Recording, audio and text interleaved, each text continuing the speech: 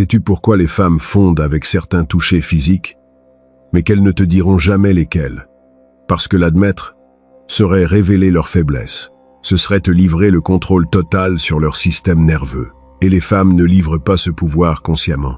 Mais aujourd'hui, mon ami, je vais te révéler exactement les 8 touchés physiques qui piratent leur cerveau féminin et la font se perdre complètement en toi. Et le dernier toucher que je vais te partager est si dévastateur qu'il peut littéralement te transformer en son obsession pendant des semaines. Mais si tu les appliques mal ou au mauvais moment, tu peux tout ruiner en quelques secondes. Alors prête beaucoup d'attention parce que chaque mot de cette vidéo peut changer ta vie avec les femmes pour toujours. Si tu es nouveau sur la chaîne, abonne-toi maintenant, parce que ce contenu, tu ne le trouveras nulle part ailleurs. Et ce que tu vas apprendre aujourd'hui, ce sont des secrets que les femmes gardent même entre elles. Laisse-moi commencer en te racontant quelque chose qui m'a explosé l'esprit quand je l'ai découvert. Il y a des années, j'étais avec une femme incroyable. Tout allait bien. Conversation géniale, alchimie, rire. Mais il manquait quelque chose. Je ne comprenais pas quoi. Un jour, nous étions en train de regarder un film dans mon appartement. Et sans trop réfléchir, je l'ai tiré vers moi et je l'ai serré dans mes bras par derrière. Ma poitrine contre son dos, mes bras autour de sa taille. Instantanément, j'ai senti comment son corps fondait contre le mien. Sa respiration a changé. Elle est restée complètement immobile pendant quelques secondes. Ensuite, elle s'est retournée pour me voir avec un regard que je n'avais jamais vu avant. Et elle m'a dit quelque chose que je n'oublierai jamais. Elle m'a dit « Pourquoi tu n'avais pas fait ça avant ?» Ce simple câlin a changé toute la dynamique entre nous. Et là, j'ai compris quelque chose de brutal. Les bons touchés au bon moment valent plus que 1000 jolis mots, plus que 100 conversations profondes, plus que tous les messages romantiques du monde. Le premier toucher que tu dois maîtriser s'appelle l'étreinte par derrière. Et mon ami, ce n'est pas n'importe quelle étreinte, c'est sa kryptonite émotionnelle. Ça fonctionne parce que ça active quelque chose de profond dans son cerveau reptilien. Quand tu l'étreins par derrière, tu es en train de communiquer des choses que les mots ne pourraient jamais exprimer. Tu es en train de lui dire « Tu es en sécurité ici. Je te tiens. Je te protège. Et je fais tout ça sans te demander la permission. » Ce dernier point est crucial. Quand tu le fais simplement sans douter, sans demander, sans hésiter, tu lui démontres que tu es un homme qui prend ce qu'il veut. Et ça l'excite à un niveau qu'elle-même ne comprend pas complètement. Imagine cette scène. Elle est dans la cuisine en train de préparer quelque chose, peut-être distraite avec son téléphone ou en train de fredonner une chanson.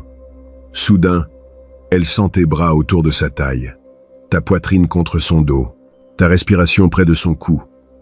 Elle va agir décontractée. Peut-être qu'elle dira quelque chose comme « Qu'est-ce que tu fais, idiot ?»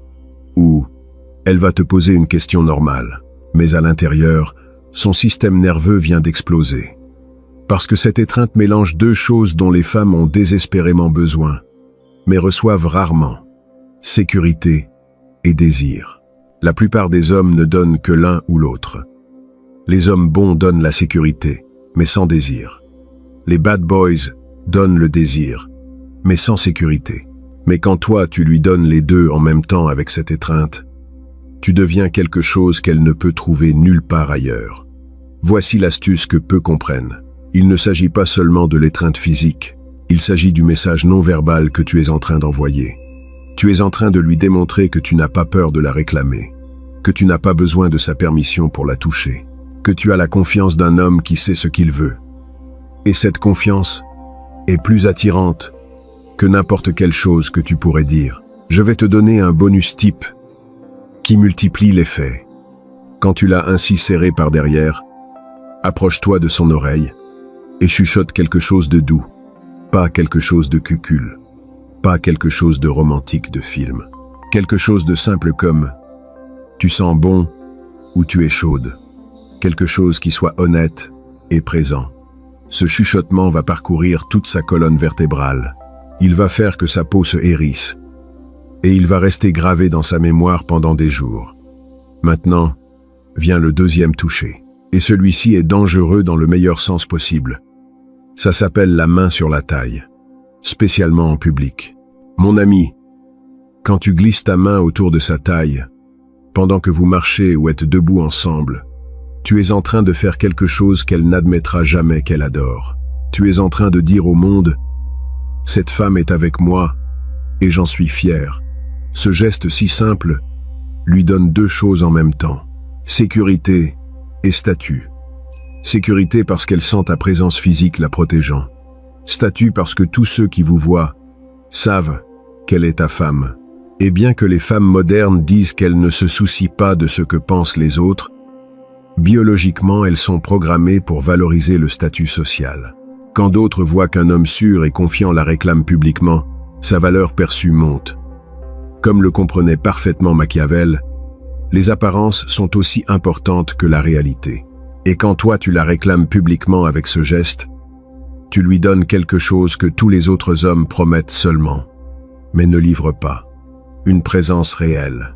Elle peut agir comme si elle ne le remarquait pas. Elle peut continuer de parler normalement, mais à l'intérieur, elle est complètement consciente de ta main sur sa taille, de ton énergie près d'elle, de ce message silencieux qui lui dit « Toi et moi sommes un en ce moment ». Et voici le secret que la plupart ne comprennent pas. Ce simple geste crée plus de connexion émotionnelle que la plupart des longues conversations. Parce que ce ne sont pas tes mots qui la rendent amoureuse.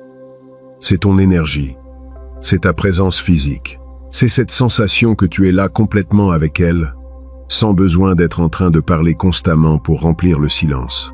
La prochaine fois que vous sortez ensemble, que ce soit dans un restaurant, en marchant dans la rue ou à une fête, mets ton bras autour de sa taille naturellement. Pas comme si tu étais en train de marquer ton territoire agressivement, mais comme quelque chose qui est normal pour toi. Comme si c'était la chose la plus naturelle du monde de l'avoir près de toi. Ce naturel est ce qui fait que ça fonctionne. Mais attention, mon ami, ce toucher ne fonctionne que s'il y a déjà une attraction établie. Si tu la connais à peine et que tu es déjà en train d'essayer de mettre ta main sur sa taille, tu vas paraître désespéré en envahissant son espace. Tout à son moment.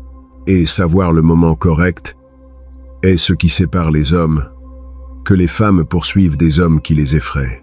Maintenant vient le troisième toucher, et celui-ci semble simple, mais il est absolument dévastateur quand il est bien fait.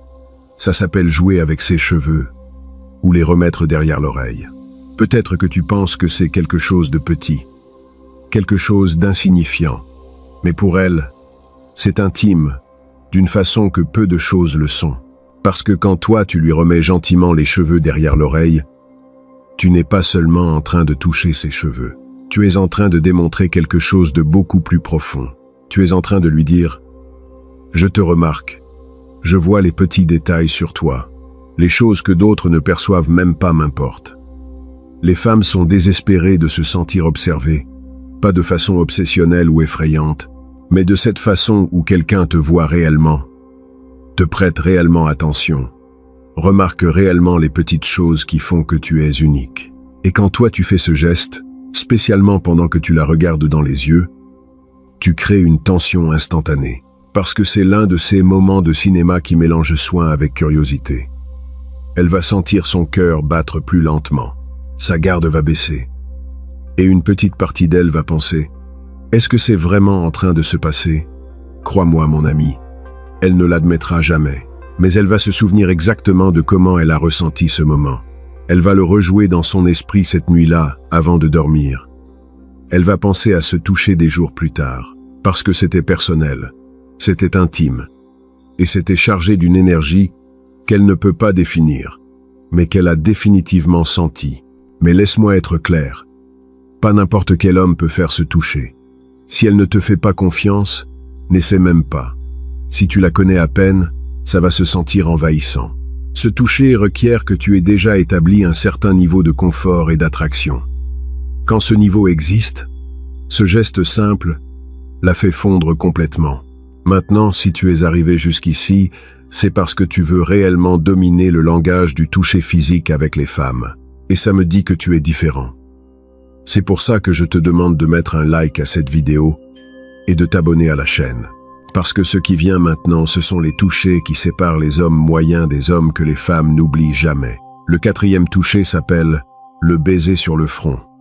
Et mon ami, si l'étreinte par derrière est sa faiblesse, le baiser sur le front est sa perte émotionnelle. Ce toucher n'est pas à propos de la passion, c'est à propos de la paix. Quand toi tu embrasses le front d'une femme, tu es en train de lui dire quelque chose qui va au-delà du désir physique.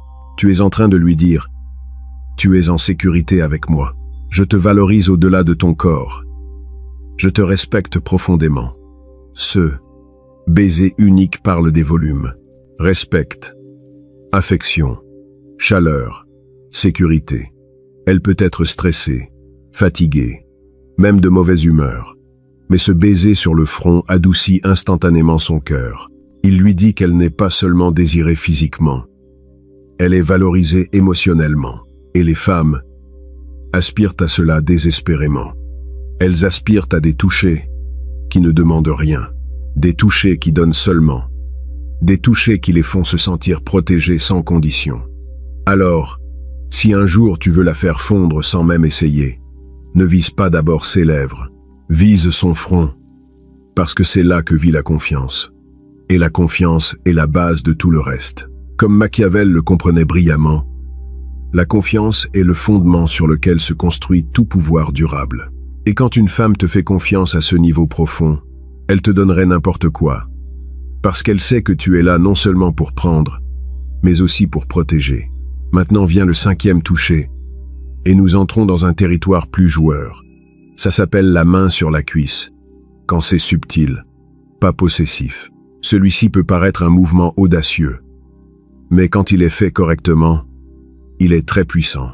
Quand tu mets ta main sur sa cuisse, gentiment, sans pression, sans attente, tu es en train de lui dire « Je suis connecté avec toi, je suis là, je suis présent », spécialement quand ça arrive dans des moments calmes et tranquilles comme pendant que tu conduis ou que vous êtes assis ensemble à regarder quelque chose. C'est le langage non parlé qui dit « Je suis avec toi complètement ». Et les femmes aspirent à ce toucher qui se sent fondé et sûr, pas pressé, ni exigeant. Il ne s'agit pas de la cuisse en soi, il s'agit de la signification derrière le geste, cette sensation de sécurité mélangée à de l'électricité. Et voici le prototype, mon ami. Plus le mouvement est lent et calme, plus il se sent magnétique. Ce n'est pas une saisie, c'est un geste, et c'est ce qui le rend inoubliable. C'est la différence entre un homme qui prend ce qu'il veut agressivement et un homme qui réclame ce qui est à lui avec une confiance tranquille. Le sixième toucher est un qui fait qu'elle perd complètement le focus. Ça s'appelle le tirage vers toi. Tu connais déjà ce mouvement quand vous parlez, riez, et soudain, tu la tires vers toi, par la taille ou par la nuque. C'est celui qui fait que son cerveau s'éteint pendant quelques secondes. C'est spontané, mais confiant. Et les femmes aiment ça parce que ça dit « Je te veux maintenant tout de suite, et je n'ai pas peur de le montrer ». Ce tirage lui donne une décharge d'adrénaline. Son corps ne sait pas s'il doit rougir, sourire ou fondre. Et c'est pour ça que c'est si addictif. Quand c'est bien fait, ce n'est pas agressif. C'est comme la gravité entre deux personnes qui ne peuvent pas éviter d'entrer en collision. Et après que ça se passe, elle va agir comme si de rien n'était. Mais tu vas la remarquer plus silencieuse, plus douce. C'est elle qui essaie de traiter ce qu'elle vient de ressentir. Parce que ce toucher reste dans son système nerveux beaucoup plus longtemps qu'elle ne l'admettra. Elle va le rejouer dans son esprit cette nuit-là. Elle va se souvenir exactement de comment s'est sentie ta main sur sa taille ou sur sa nuque. Elle va se souvenir de cette fraction de seconde où elle a perdu le contrôle.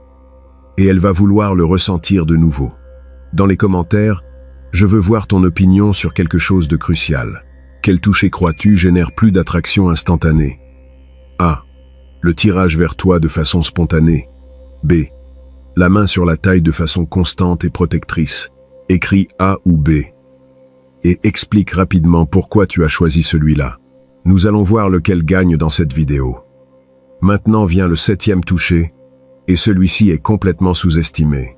Ça s'appelle le toucher guide. Cette petite zone dans le bas de son dos, juste près de la colonne, est une mine d'or de chimie émotionnelle. Quand tu la guides gentiment avec ta main là, comme en la déplaçant sur le côté, en la faisant passer par une porte ou en la dirigeant dans une foule, tu lui donnes une sensation de sécurité. Ce toucher unique dit « Je suis conscient de toi, je prends soin de toi ». C'est de l'énergie masculine subtile dans son expression maximale. Calme, présente, protectrice.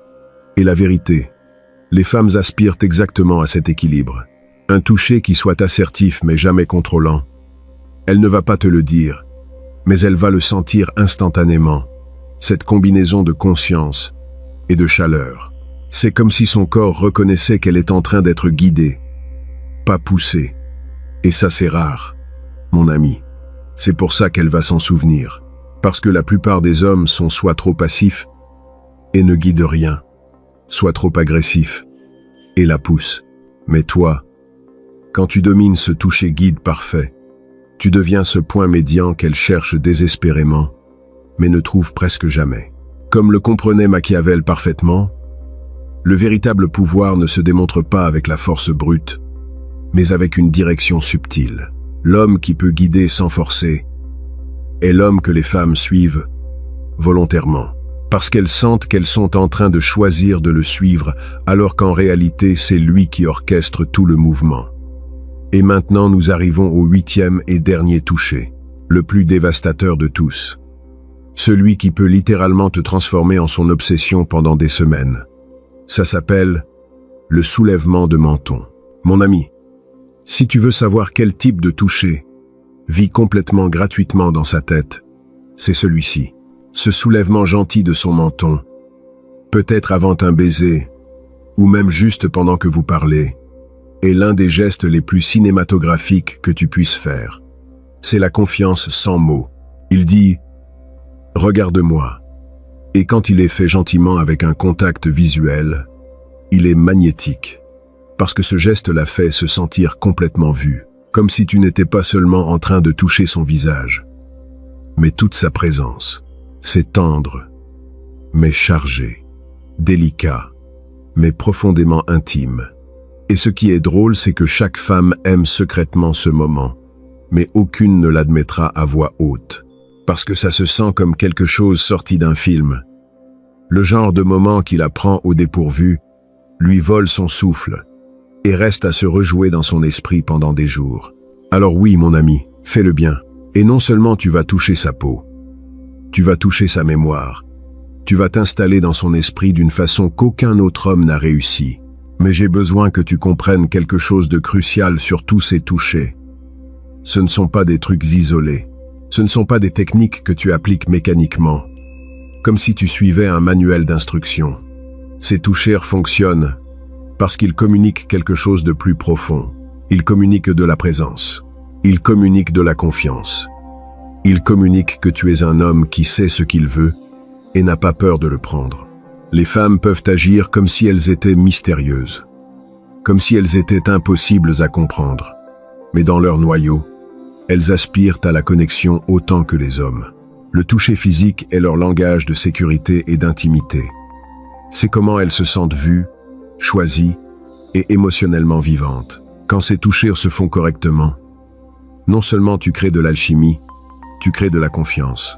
Et ça, c'est la différence entre attraction et connexion véritable. Tu verras, mon ami, la plupart des hommes passent des années à essayer de déchiffrer quoi dire, quel message envoyer, quelle conversation avoir, mais ils oublient complètement le langage le plus puissant qui existe entre hommes et femmes, le langage du toucher physique, parce que les mots peuvent mentir, les mots peuvent manipuler, mais le toucher ne ment pas.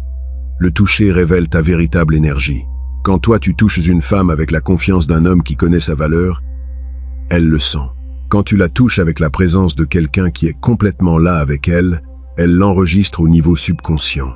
Et quand tu combines ces 8 touchés avec ta présence masculine authentique, tu deviens quelque chose qu'elle ne peut trouver chez aucun autre homme. Comme le comprenait Machiavel profondément, le pouvoir véritable n'a pas besoin de s'annoncer. Il se sent. Et quand une femme sent ton pouvoir à travers ses touchés, quand elle expérimente ta présence masculine de cette façon si viscérale, il n'y a pas de conversation au monde qui puisse rivaliser avec ça. Parce que tu ne fais pas appel à son esprit logique. Tu parles directement avec son corps, avec son système nerveux, avec cette partie d'elle que tu ne peux pas rationaliser ni contrôler. Mais, mon ami, j'ai besoin que tu comprennes quelque chose d'important. Cette connaissance que tu viens de recevoir est extrêmement puissante. Avec ces 8 touchés, tu peux créer des connexions que d'autres personnes tardent des mois à construire. Tu peux générer une attraction que d'autres hommes rêvent seulement d'expérimenter. Mais avec ce pouvoir vient la responsabilité.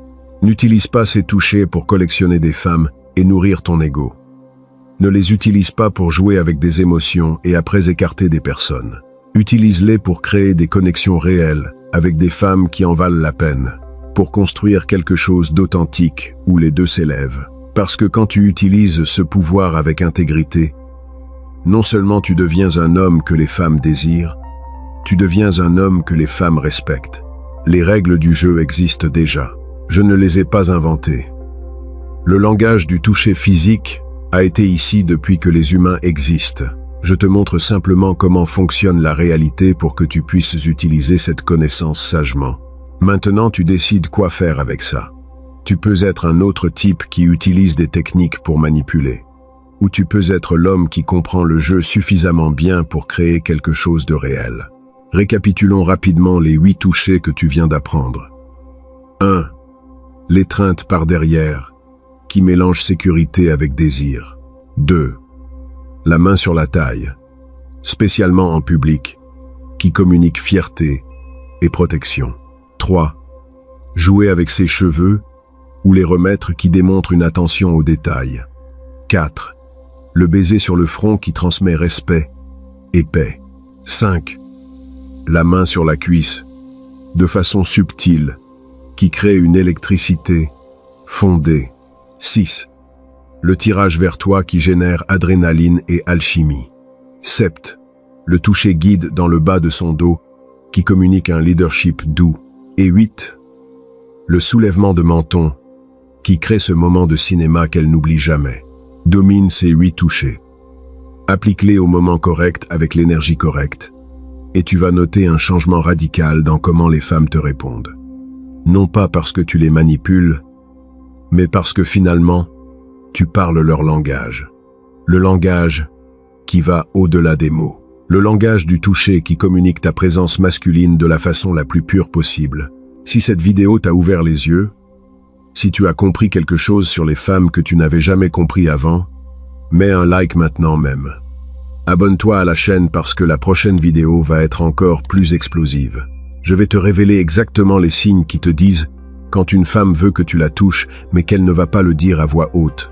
Les signes subtils qui ne mentent jamais. Partage cette vidéo avec cet ami qui continue de ne pas comprendre pourquoi il ne réussit pas à générer une alchimie physique avec les femmes. Aide-le à se réveiller à cette réalité. Et rappelle-toi, mon ami, utilise ce pouvoir avec responsabilité pour créer des connexions réelles, pour construire quelque chose qui en vaille la peine, pas pour détruire des cœurs juste parce que maintenant tu sais comment le faire. On se voit dans la prochaine vidéo, où je te révèle les signes inimitables qu'elle attend ton toucher.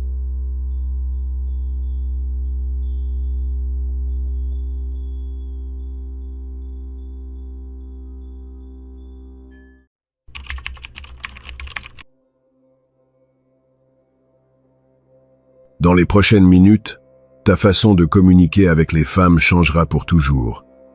Je ne te donnerai pas de théorie abstraite, ni de concepts vides. Ce que tu es sur le point de découvrir, ce sont 10 secrets conversationnels soutenus par la psychologie appliquée, des techniques qui fonctionnent dans le monde réel et que la plupart des hommes n'apprendront jamais parce qu'ils ont peur d'affronter des vérités inconfortables. Ces secrets transformeront chaque interaction que tu auras. Pendant que d'autres hommes luttent pour maintenir une conversation de 5 minutes, toi tu auras le pouvoir de créer des connexions magnétiques que les femmes ne pourront pas oublier. Alors prête attention parce que chaque mot compte. Et avant de commencer, si ce contenu te semble précieux, mets un like à cette vidéo. Cela m'aide à continuer de partager des stratégies qui fonctionnent réellement. Maintenant oui, allons droit au premier secret. Secret numéro 1. Le pouvoir du désintérêt calibré. Voici la vérité que personne ne te dit. Quand tu démontres trop d'intérêt envers une femme, spécialement au début, tu actives son système d'alarme interne.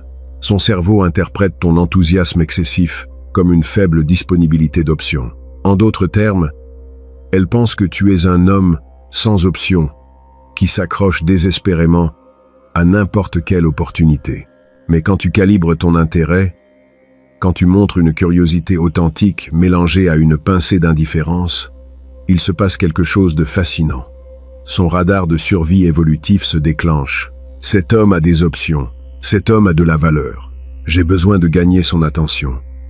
Machiavel l'a compris parfaitement quand il a écrit que le désir augmente quand l'objet désiré s'éloigne. Je ne suis pas en train de dire que tu sois un idiot ou que tu l'ignores complètement. Ça, c'est stupide. La clé est dans l'équilibre. Écoute activement, mais ne sois pas pendu à chaque mot comme si c'était de l'or. Pose-lui des questions intéressantes, mais ne la bombarde pas avec 20 questions de suite. Souris quand elle dit quelque chose de drôle, mais ne ris pas exagérément à chaque commentaire qu'elle fait. Cet équilibre communique quelque chose de puissant. Tu es un homme avec du discernement. Quelqu'un qui ne donne pas sa validation à n'importe qui. Laisse-moi te donner un exemple réel. J'ai connu un ami, appelons-le Marco, qui échouait toujours avec les femmes. Chaque fois qu'il aimait quelqu'un, il répondait à ses messages en quelques secondes, la comblait de compliments et était disponible 24 heures sur 24. Résultat, il finissait toujours dans la friend zone. Quand je lui ai enseigné ce principe, il a changé son approche. Il a commencé à prendre son temps pour répondre, non pas par jeux mentaux, mais parce qu'il était réellement occupé à construire sa vie. Il a arrêté de faire des compliments vides et ne reconnaissait que les choses qui l'impressionnaient authentiquement. En 3 semaines, la dynamique a changé complètement. Elle a commencé à le chercher plus, à lui demander ce qu'il faisait, à entrer en compétition pour son attention. Le désintérêt calibré n'est pas de la manipulation. C'est se respecter suffisamment pour ne mendier l'attention de personne. C'est comprendre que ton temps et ton énergie sont précieux et que tu ne les investis que dans des personnes qui démontrent les mériter. Quand une femme perçoit cela, son cerveau primitif ne peut pas l'éviter. L'attraction monte en flèche automatiquement. Secret numéro 2. Domine l'art de la tension émotionnelle. Les conversations ennuyeuses tuent l'attraction plus vite que n'importe quelle autre chose. La plupart des hommes parlent de sujets prévisibles. La météo, le travail, la routine quotidienne, des conversations plates qui ne génèrent aucune émotion. Et voici le problème. L'attraction n'existe pas sans émotion. La tension émotionnelle est l'ingrédient secret qui transforme une conversation ordinaire en une expérience mémorable. Quand tu crées des pics et des vallées émotionnelles, quand tu la fais ressentir de la curiosité, de l'amusement, une touche d'incertitude et ensuite du confort, son cerveau libère de la dopamine. Et la dopamine, mon ami, est le neurotransmetteur de l'addiction. Comment crées-tu la tension émotionnelle? Premièrement, utilise le désaccord joueur. Quand elle dit quelque chose, ne sois pas d'accord avec tout comme un chiot obéissant. Si elle dit qu'elle adore un certain film, tu peux répondre avec un sourire. Intéressant. Ce film est surévalué. Dis-moi pourquoi il te plaît tant et peut-être que tu me convaincras. Cela crée un mini-défi. Son cerveau s'active parce qu'elle doit défendre sa position. Et quand finalement tu lui donnes raison sur quelque chose de spécifique, cette reconnaissance a 1000 fois plus de valeur parce que tu ne l'offres pas gratuitement. Deuxièmement, raconte des histoires avec une structure émotionnelle. Ne dis pas « je suis allé à la plage et c'était bien ». C'est ennuyeux. Dis « le week-end dernier j'ai fini sur une plage complètement déserte à 3 heures du matin. Longue histoire, mais ça implique une voiture en panne et une décision discutable. Maintenant elle est accrochée. Elle veut en savoir plus. Tu as créé une boucle ouverte qui génère de la curiosité. Troisièmement, alterne entre le léger et le profond. Passe de faire des blagues idiotes à lui demander quelque chose qui la fasse réfléchir. Comment? Quel a été le moment dans ta vie où tu t'es sentie la plus vivante? Ces changements de registre maintiennent son cerveau constamment stimulé. Elle ne sait jamais à quoi s'attendre de toi. Et ça, c'est magnétique. La tension émotionnelle est comme des montagnes russes. Si tout est plat, les gens s'ennuient. Mais si tu crées des montées et des descentes, des virages inattendus. Les gens veulent monter encore et encore. Deviens ces montagnes russes émotionnelles, et les femmes ne pourront pas résister à ta compagnie. Secret numéro 3. Le silence stratégique qui amplifie ton pouvoir. Voici une vérité brutale que la plupart des hommes ne comprennent pas. Parler trop tue ton mystère et ton autorité. Les hommes insécures remplissent chaque seconde de silence avec des mots, parce que le silence les met mal à l'aise. Mais les hommes avec un véritable pouvoir social comprennent que le silence est un outil létal. Quand tu permets que des pauses existent dans la conversation, tu communiques plusieurs choses simultanément. Premièrement, que tu es complètement à l'aise avec toi-même. Tu n'as pas besoin de remplir le vide avec du bruit parce que tu n'as pas peur du silence. Deuxièmement, que tu penses, traites, choisis tes mots soigneusement. Cela te fait paraître réfléchi et stratégique, pas impulsif et anxieux. Machiavel conseillait que les grands leaders parlaient peu. Mais quand ils le faisaient, leurs mots avaient du poids. La même chose s'applique en conversation. Quand tu utilises le silence stratégiquement, tes mots acquièrent plus d'impact. Elle prête plus d'attention parce qu'elle sait que tu ne gaspilles pas les mots. Laisse-moi te donner un exemple pratique. Imagine qu'elle te pose une question importante. Qu'est-ce que tu cherches dans une relation? L'homme moyen répond immédiatement avec une réponse générique. Je cherche quelqu'un de loyal, drôle, qui me comprenne. Réponse oubliable. En revanche, quand tu utilises le silence stratégique, tu fais une pause de 3 secondes. Tu la regardes dans les yeux. Tu réfléchis authentiquement et ensuite tu réponds avec calme. Tu sais, c'est une question importante. Je cherche quelqu'un qui me défie, qui n'a pas peur de me dire quand j'ai tort. Quelqu'un avec qui je peux construire quelque chose de réel, pas juste passer le temps. Cette pause a rendu ta réponse 100 fois plus puissante. Tu as communiqué que tu prends les choses au sérieux, que tu n'es pas seulement en train de dire ce qu'elle veut entendre. Le silence fonctionne aussi brillamment après qu'elle dit quelque chose. Si elle te raconte quelque chose de personnel, ne cours pas immédiatement pour remplir l'espace. Laisse ses mots respirer. Acquiesce lentement. Maintiens-lui le regard. Ensuite réponds. Cette petite pause lui montre que tu es réellement en train de traiter ce qu'elle a dit, que ça t'importe. Le silence crée de la tension. Et nous avons déjà parlé de pourquoi la tension est magnétique. Quand elle est habituée aux hommes qui parlent sans arrêt, en essayant désespérément de l'impressionner, ton silence calculé te transforme en une énigme. Elle se demandera ce que tu penses. Elle voudra en savoir plus. Et c'est exactement là où tu la veux. Curieuse, accrochée, voulant déchiffrer l'homme qui a le contrôle pour être en silence. Secret numéro 4. La validation intermittente qui crée l'addiction. C'est de la psychologie pure. Secret numéro 4. La validation intermittente. Et ça fonctionne parce que c'est programmé dans notre cerveau. Cela s'appelle le renforcement intermittent. Et c'est le même mécanisme qui rend les machines à sous si addictives. Quand tu donnes une validation de façon prévisible, elle perd sa valeur. Quand tu la donnes de façon intermittente, imprévisible, elle devient incroyablement puissante. La plupart des hommes commettent 2 erreurs extrêmes. Soit ils ne donnent jamais de validation, essayant d'être le type dur et mystérieux tout le temps. Soit ils la donnent constamment, comblant la femme de compliments toutes les 5 minutes. Les 2 extrêmes échouent. Le premier paraît froid et désintéressé. Le second paraît désespéré et perd tout son impact. La stratégie correcte est la validation intermittente. Tu donnes une reconnaissance authentique, mais seulement quand c'est réellement justifié.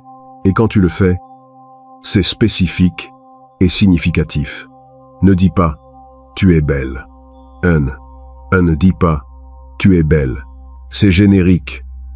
Et elle l'a entendu 1000 fois. Dis « la façon dont tu expliques les choses est incroyablement claire. Ton esprit fonctionne d'une manière qui me fascine. C'est puissant. Parce que tu es en train de valider quelque chose de plus profond que son apparence physique. Tu valides son essence, sa personnalité, sa façon d'être. Mais voici la clé. Tu ne le fais pas chaque fois qu'elle fait quelque chose de bien. Tu le fais sélectivement.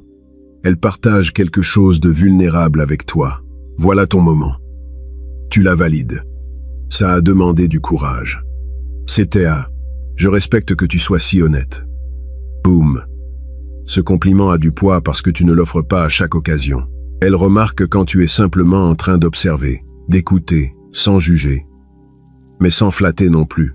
Et quand finalement tu lui donnes cette reconnaissance, son cerveau l'enregistre comme quelque chose de spécial, quelque chose de gagné. La neuroscience derrière cela est fascinante. Quand la validation est prévisible, le cerveau s'adapte et cesse de produire de la dopamine. C'est comme manger ta nourriture préférée tous les jours. Finalement, elle perd sa magie. Mais quand la validation est intermittente, le cerveau ne s'adapte jamais complètement. Chaque fois qu'elle arrive, il y a un pic de dopamine. Cet homme m'a reconnu. Ça signifie quelque chose. Un ami à moi, appelons-le Javier, était le roi des compliments vides. Il disait à toute femme qu'elle était la plus belle du monde. Résultat, aucune ne le prenait au sérieux. Je lui ai enseigné ce principe.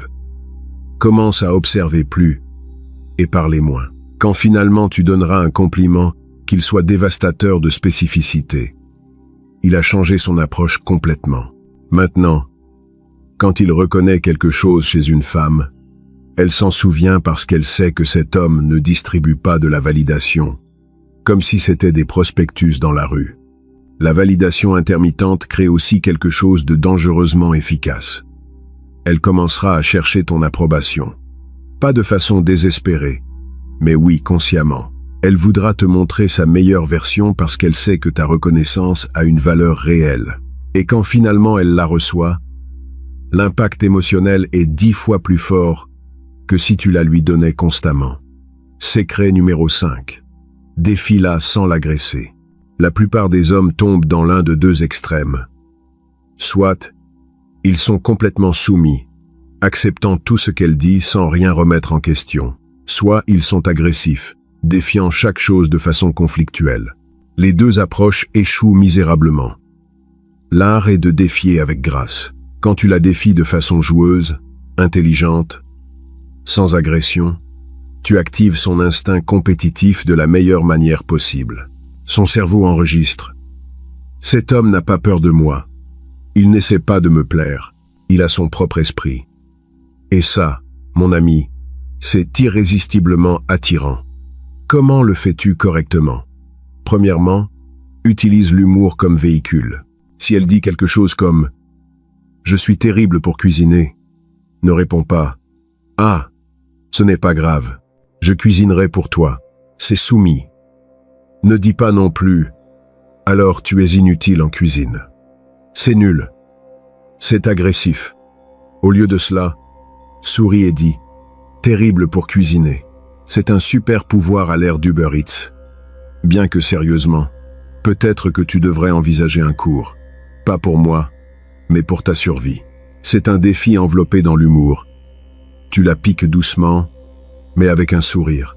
Elle rit, mais enregistre aussi que tu n'as pas peur de plaisanter avec elle. Deuxièmement, remets en question ses suppositions quand c'est approprié. Si elle dit « Tous les hommes sont pareils », beaucoup répondraient « Non, moi je suis différent ». Terrible. Tu tombes dans son cadre. Au lieu de cela, dis « Intéressante. Généralisation. On dirait que tu as eu de mauvaises expériences. Mais sincèrement, c'est impossible que des millions d'hommes soient identiques. Peut-être que le modèle est dans qui tu choisis, pas dans qui est disponible. Cela la fait réfléchir. Tu es en train de la défier intellectuellement, mais sans l'attaquer personnellement. Machiavel comprenait que les grands stratèges n'acceptaient jamais les règles imposées par d'autres. Ils établissaient toujours leurs propres termes. En conversation, cela signifie ne pas accepter automatiquement son cadre de réalité. Si elle essaie de te mettre à l'épreuve avec des commentaires comme « Prouve-moi que tu n'es pas comme les autres », n'entre pas en mode défensif. Réponds avec calme. Je n'ai rien à prouver. Connais-moi ou ne me connais pas. C'est ta décision. Boum. Tu viens de retourner le script complètement. Le défi correct inclut aussi d'avoir des opinions fortes. Si elle demande ton opinion sur quelque chose, ne dis pas « Je ne sais pas » ce que tu veux. C'est pathétique. Dis ce que tu penses réellement, même si elle n'est pas d'accord. Elle respectera que tu es une colonne vertébrale. Les femmes ne cherchent pas des hommes sans opinion. Elles cherchent des hommes avec un jugement propre. Un exemple de ma propre vie.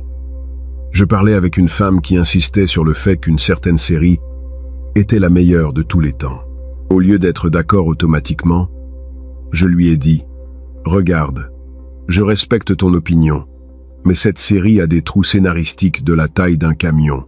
Dis-moi ce qui te plaît réellement dedans. Parce que de ma perspective, c'est surévalué. Ça aurait pu mal finir. Mais non. Elle s'est animée, a défendu son point. Nous avons eu un débat amusant. Et à la fin, elle a dit « J'adore que tu n'aies pas peur de dire ce que tu penses. » La plupart acquiescent seulement à tout. La défier sans l'agresser, c'est marcher sur la corde raide. Mais quand tu le fais bien, tu crées une dynamique où elle te voit comme un égal, pas comme quelqu'un en dessous d'elle essayant de gagner sa faveur. Et ça change tout. Secret numéro 6. Contrôle le cadre émotionnel de la conversation. Voici une vérité qui changera ta perspective. Chaque conversation a un cadre émotionnel, et quelqu'un est toujours en train de le contrôler. Si ce n'est pas toi, c'est elle. Et si elle contrôle le cadre, tu es en train de réagir à sa réalité au lieu de créer la tienne. Contrôler le cadre signifie que toi, tu établis le ton émotionnel, le rythme, la direction de la conversation, pas de façon dictatoriale, mais de façon naturelle et confiante.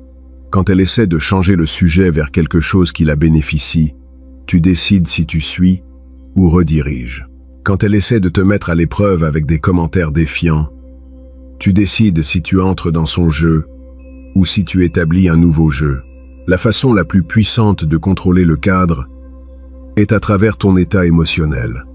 Si tu es tranquille, confiant, détendu, elle s'ajustera inconsciemment à ton énergie. Mais si tu es nerveux, anxieux, réactif, elle prendra le contrôle parce que ton énergie est instable. Les humains, nous sommes des créatures sociales. Nous nous synchronisons émotionnellement avec la personne la plus stable dans l'interaction. Imagine ceci. Elle te pose une question piège. Pourquoi devrions-nous continuer à parler? L'homme moyen entre en panique intérieurement et commence à se justifier. Eh bien, parce que je suis intéressant, parce qu'on pourrait bien s'entendre, parce que... Ça, c'est perdre le cadre. Tu es en mode défensif, réagissant à son défi. En revanche, si tu contrôles le cadre, tu souris et dis « Parce que je suis sélectif avec mon temps.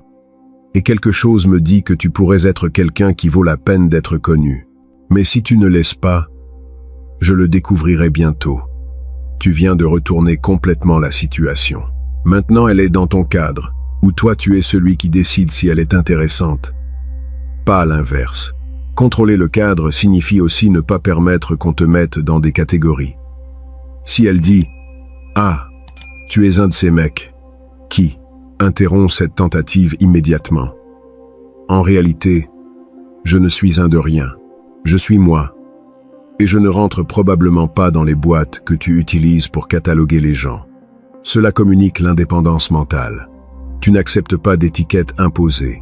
Machiavel écrivait sur l'importance de ne jamais céder de terrain psychologique.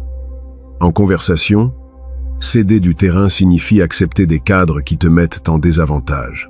Si elle insinue que tu devrais être en train de l'impressionner et que tu l'acceptes, tu as déjà perdu.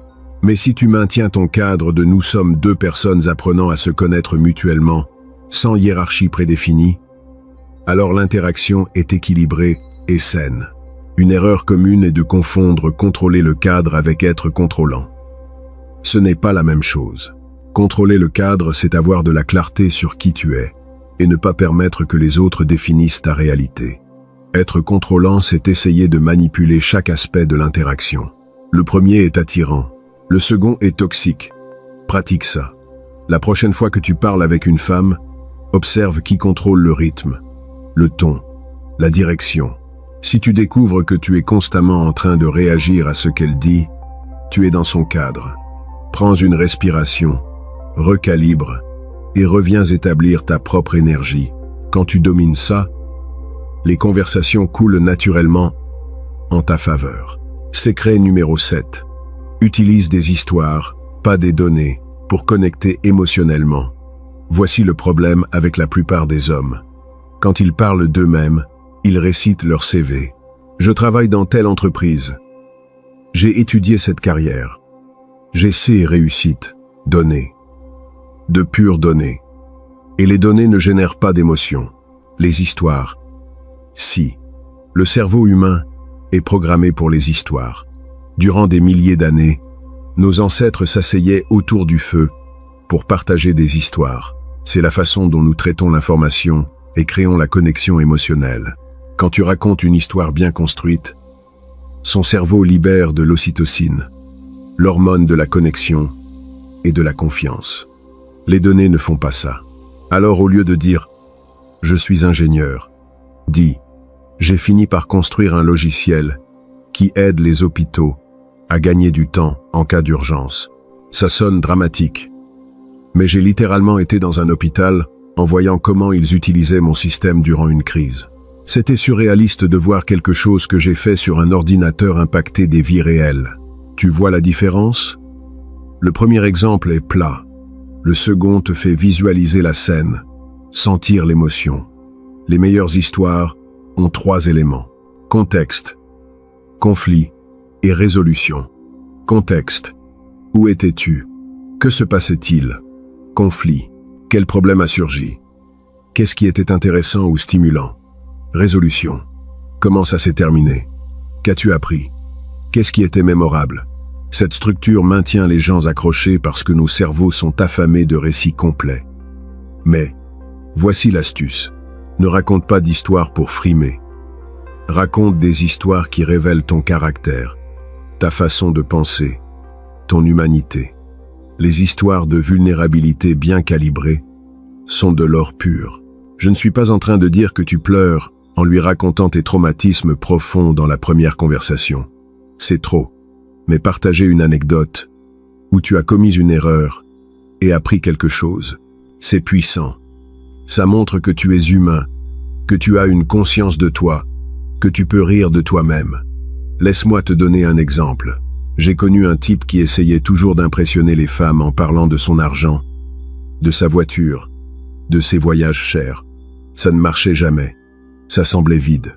Je lui ai appris à raconter des histoires. Au lieu de dire « J'ai voyagé au Japon », il a commencé à dire « Au Japon, j'ai fini perdu à Kyoto à 2 heures du matin parce que j'ai fait confiance aveuglément à mon GPS. J'ai fini dans une impasse où un monsieur âgé, qui ne parlait pas un mot d'anglais, m'a sauvé en utilisant seulement des gestes et un sourire. Il m'a ramené au chemin principal. Cette interaction de 5 minutes m'a appris plus sur la bonté humaine que tous les temples que j'ai visités. Cette histoire connecte. Il n'est pas en train de frimer. Il est en train de partager une expérience humaine authentique. Les histoires te rendent aussi mémorable. Elle oubliera tes données. Elle oubliera que tu es ingénieur ou comptable. Mais elle se souviendra de l'histoire du monsieur japonais. L'anecdote de l'hôpital. La fois où tu as fait quelque chose qui l'a fait rire ou penser. La mémoire humaine fonctionne avec des images et des émotions, pas avec des faits froids. Alors pratique de raconter des histoires. Elle n'a pas à être parfaite. Elle doit juste être authentique. Quand elle te demande sur ta vie, ne récite pas ta biographie LinkedIn. Raconte-lui une histoire qui capture qui tu es réellement. Et observe comment change complètement son niveau d'intérêt. Secret numéro 8. Domine l'art de la lecture émotionnelle en temps réel. Ce secret sépare les hommes moyens des hommes exceptionnels en conversation. Il ne s'agit pas seulement de ce que tu dis, mais de quand tu le dis. Et pour savoir quand, tu as besoin de lire son état émotionnel en temps réel. La plupart des hommes sont si concentrés sur quoi dire après, qu'ils ne prêtent pas attention aux signaux qu'elle envoie constamment. Son langage corporel, son ton de voix, la vitesse de son discours, son niveau d'énergie. Tout cela te dit exactement ce dont a besoin la conversation à ce moment-là. Si elle croise les bras, donne des réponses courtes, regarde son téléphone. C'est évident. Tu es en train de perdre son intérêt. Mais beaucoup ignorent ces signaux et continuent de parler, faisant que la situation empire. En revanche, Quand tu lis ça, tu peux ajuster. Peut-être que c'est le moment de changer de sujet ou de lui poser une question inattendue qui brise le modèle, ou même dire quelque chose que peu ont le courage de dire. Je sens que j'ai perdu ton attention il y a 1 minute. Qu'est-ce qui s'est passé? Cela montre de la conscience de soi et de la confiance. D'un autre côté, si elle s'incline vers toi, touche ses cheveux, rit authentiquement, maintient un contact visuel prolongé, elle est accrochée. C'est ici que beaucoup commettent l'erreur opposée. Ils deviennent nerveux et ruinent le moment en parlant trop ou en disant quelque chose de stupide. Quand tu lis qu'elle est connectée, maintiens simplement ce que tu es en train de faire. Ne pense pas trop. Continue avec cette énergie. La lecture émotionnelle t'aide aussi à calibrer ta profondeur. Si tu viens de la rencontrer et que tu commences à parler de sujets profonds, alors qu'elle est clairement en mode léger et amusant, il y aura un décalage. Mais si tu remarques qu'elle-même emmène la conversation vers des sujets plus personnels, c'est ton signal pour approfondir aussi. Cette synchronisation crée la sensation de « cette personne me comprend réellement ». Laisse-moi te donner un exemple pratique. Je parlais avec quelqu'un dans un café. La conversation allait bien, mais j'ai noté un changement subtil. Son énergie a baissé quand j'ai mentionné quelque chose sur la famille. Je ne l'ai pas ignoré. J'ai fait une pause et j'ai dit « J'ai noté que ton énergie a changé quand j'ai mentionné ça. Si c'est un sujet lourd, nous n'avons pas besoin d'en parler. » Elle a été agréablement surprise. Elle a apprécié que j'ai noté et respecté ses limites, sans la faire se sentir mal à l'aise. Cette simple lecture émotionnelle a approfondi la connexion plus que n'importe quelle technique de conversation. Machiavel comprenait que les grands stratèges n'appliquaient pas la même tactique dans chaque situation. Ils évaluaient le terrain, lisaient leur adversaire et ajustaient leur approche en temps réel. La même chose s'applique ici. Tu ne peux pas avoir un script fixe. Tu as besoin de flexibilité basée sur une lecture émotionnelle constante. Cela requiert de la pratique. Commence par prêter plus d'attention, pas seulement à ce qu'elle dit, mais à comment elle le dit, pas seulement à ses mots, mais à son énergie. Quand tu domines la lecture émotionnelle, tu peux naviguer n'importe quelle conversation avec grâce, parce que tu sais toujours exactement où tu en es. Secret numéro 9, la vulnérabilité stratégique qui désarme et attire. Voici un concept que beaucoup interprètent mal. Les hommes pensent que montrer n'importe quelle vulnérabilité est de la faiblesse. Alors ils construisent des murailles, n'admettent jamais d'erreur, ne montrent jamais d'humanité et finissent par paraître des robots froids, sans personnalité.